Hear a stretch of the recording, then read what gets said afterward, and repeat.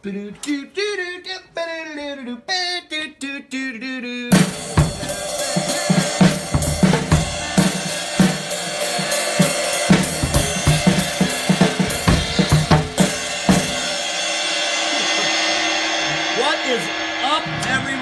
is everybody doing today? My name is Jeff. This is Will Drum for Food, the show that I talk about whatever it is I feel like talking about. I got my coffee. I got this awesome setup, man. Is this great or what? So let's go. So let's talk about this a little bit. I decided my videos look like crap. They look terrible.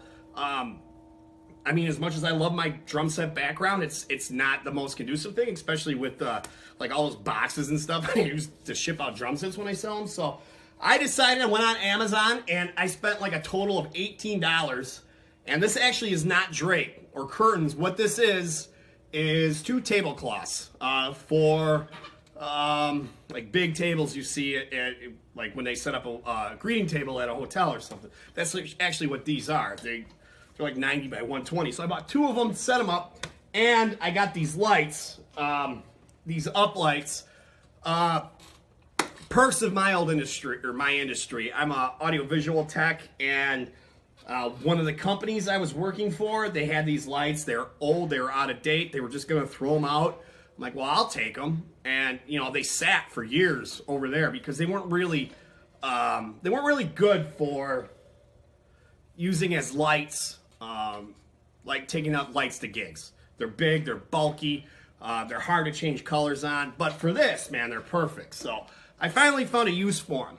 So how's everybody doing today? We're coming up on Christmas. Things are getting close. I'm hoping Christmas is on a Monday this year, and I usually try to put these videos out on a Monday. I'm hoping to get a Christmas episode out. I'm not promising anything. I got a lot to do, and I actually have a lot to talk about today, so let's get going. Actually, I'm going to do something a little different. Normally, when I do these videos, I kind of ramble on about current events. I'm not going to do that today. I've been seeing some comments about how hard it is to make it in the business as a working musician, and I'm going to tell you how I got to where I'm at. I don't do this completely for a living, but it is about half of my income, maybe even more. And I'm actually able to make a pretty good living, and I have a lot more free time. I'm going to give you a little background on me. I was in a band back in the 90s, the late 90s. We were like the kings of our local scene, and we actually went on to have some some national success. We had some songs on a couple movie soundtracks and some video game soundtracks.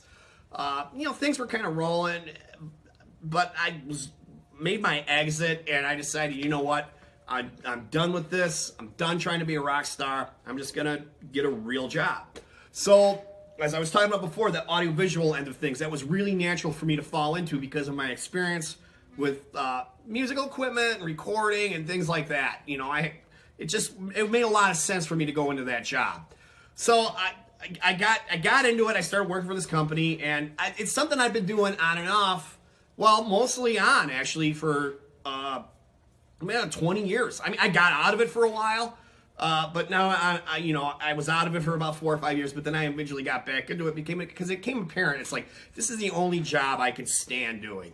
The hours suck. The money can not be so steady at times, but if you're like me, you're kind of a gearhead, it's a good job. So let's fast forward to about 4 years ago. I was working for a company. I was really happy working for this company. In fact, if this didn't happen, I'd still be working for them. How the industry works is companies provide services at static locations like hotels and convention centers. Well, the particular place I was at, this was the only contract we had in the entire state of Wisconsin. And we lost the contract. It just happens. You know, companies come in, they underbid. So the company that came in offered me a job, or I was offered to go work in Chicago. Well, I wasn't really too keen on going to work for this new company. I liked the company I was with. I had stock benefits, insurance, you know, good 401k, all that. Just really, really good benefits. I was really happy working for them. They treated me well. So I'm like, you know, I'm going to try driving down to Chicagoland. If you live in Chicago, I don't know how you can stand that. It's awful. The traffic is awful. I lasted for 2 weeks. And I called up the company that was coming into the location we were at, and I said, is that job offer still on the table? And they say, you know, they told me, yeah, we'd love to have you work for us. So, long story short, I went to that company. A lot of promises were made, and those promises weren't kept. I know the old company had great benefits. This company had no benefits, no vacation, no profit sharing, no insurance, none of that. No sick days. I was miserable. I was working at the same location I had been at for years, and I knew everybody. It just wasn't the same. You know, I wasn't happy there. So, and to top it off, I wasn't getting any hours. You know, I just wasn't able to survive. So I had to take a second job teaching these things. You know, what else do I know how to do? Well, I had a friend who was a bass teacher at a music school. He said, hey man, we need a drum teacher. And I'd kind of hem and hawed about it before, because I tried giving drum lessons at a earlier age when I was in my 20s, and I was terrible at it because I didn't have the patience. Like, why? What's wrong with you? Why can't you do this? And you know, I thought, you know what? I'm going to give it another shot, because number one, I need the money, and number two is maybe I can eventually get out of this place I'm at. So I started giving lessons, and I started building up my student roster. Well, some time went by, and I started picking up some gigs, and I already had a large Rolodex of contacts because I play with a lot of bands in the area. So I really started putting myself out there for gigs. I said, you know what, I'm available, you need fill-in drummers. So the gigs started to pick up, and the teaching started to pick up. Well, it came to a point where I was so miserable at that job. One day I just said, you know what, I'm done. I can't do this anymore. I'm just going to teach. Which was fine if I would have had enough students to survive. So this leads me to my first point. If you want to try to do this for a living, you got to have some sort of side hustle.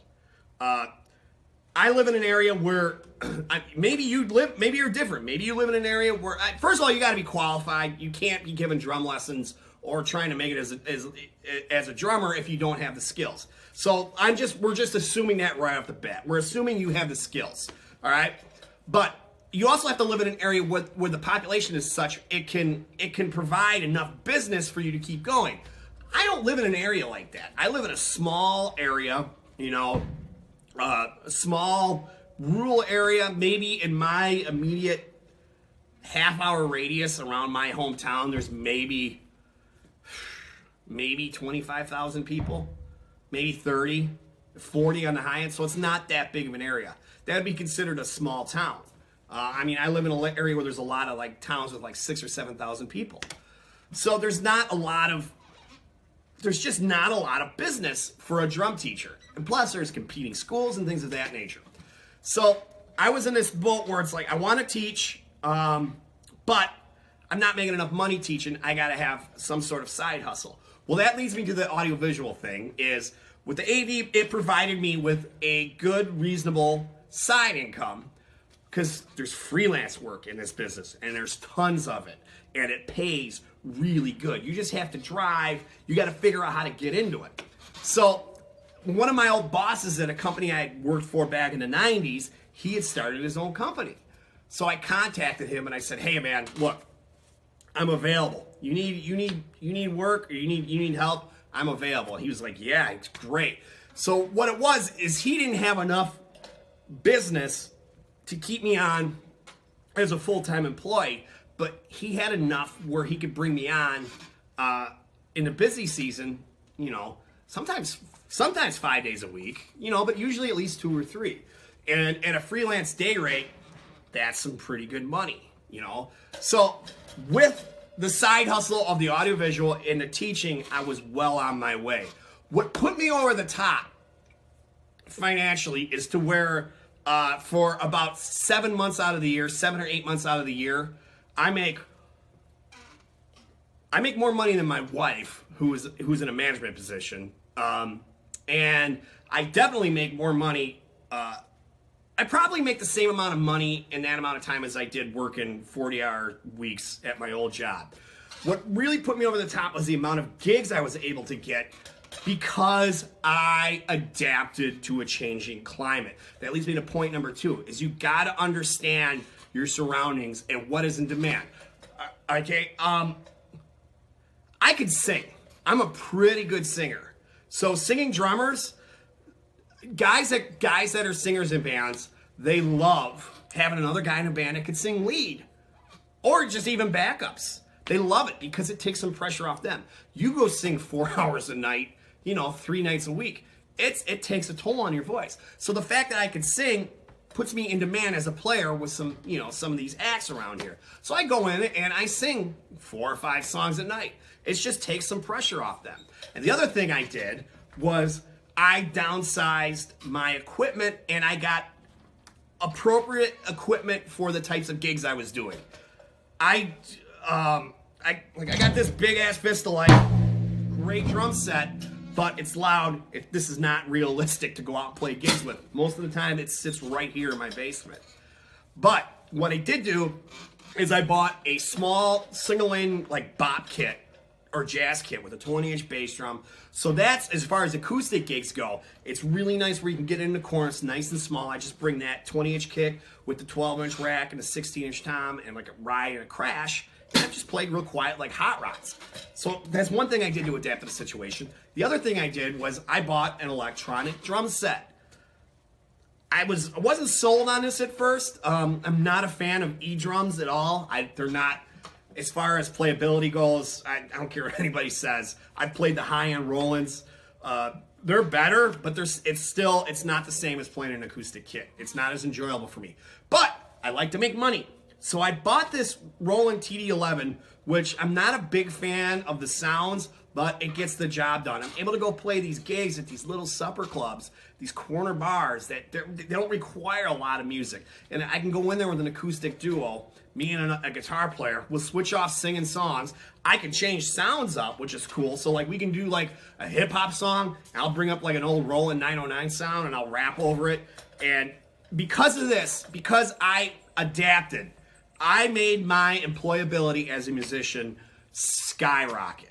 People want to play with me because I got the equipment and I don't want to say I got the talent, but I do. I have an extra talent other than playing drums. I'm what you call a double threat.